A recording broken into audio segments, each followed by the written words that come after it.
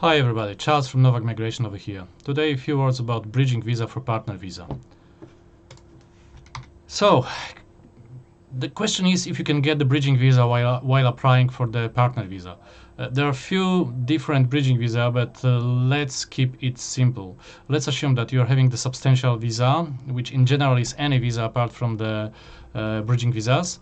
No further stay condition has not been imposed to your current visa, and you are in Australia at the time of partner visa application. If that's you, you will very likely be eligible for the bridging visa A.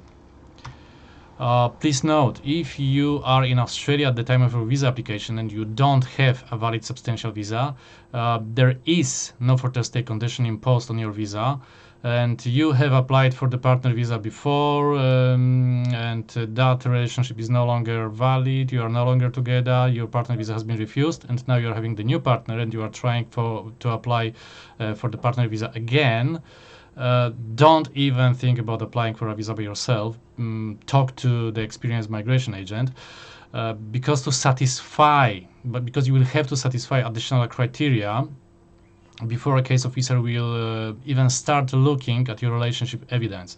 Even if you are applying for the next partner visa, you might not be eligible for this next partner visa at all. Talk to the agent if any of those would apply to you, okay? If it's not you, all good, watch further. How to apply for a bridging visa A? So this is an interesting one. While applying for an onshore partner visa 820 and 801, you are also applying for a bridging visa A. You don't even know it, as it is not mentioned anywhere in the application. Once you will lodge and pay for your partner visa application, BVA, bridging visa A grant, should follow. You will get it on email. Sometimes in a few seconds, sometimes in a few days. If you are in a panic mode after a couple of days and the BVA is not coming, you may ask the department politely, where is my bridging visa A?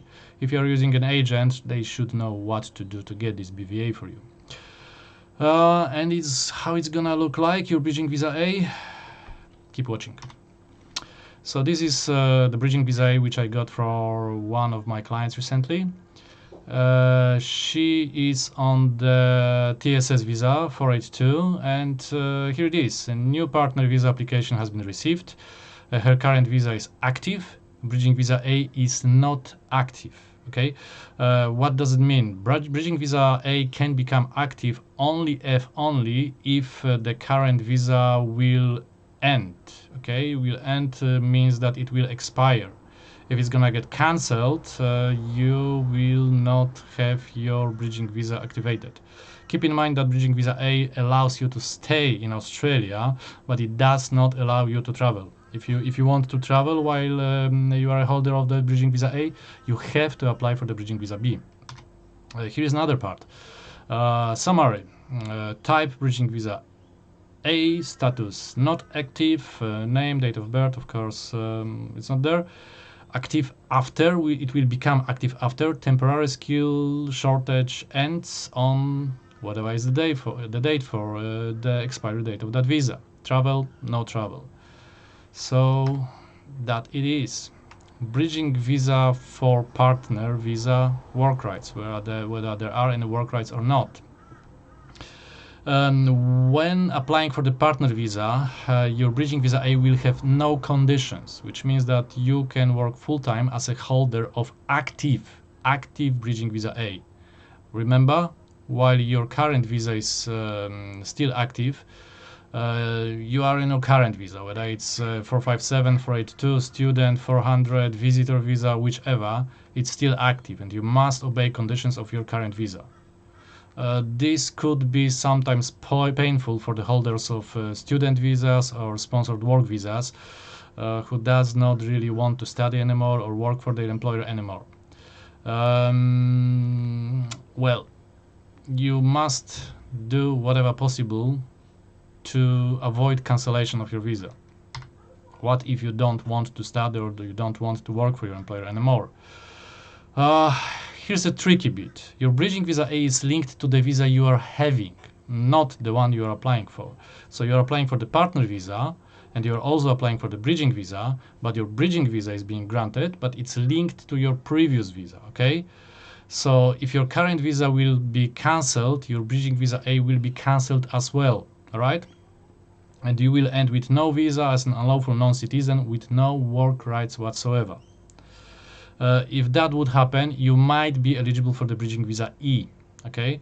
But the bridging visa is just a lot of trouble. Normally, no work rights, no overseas travel allowed. You cannot apply for the bridging visa B while being a holder of the bridging visa E.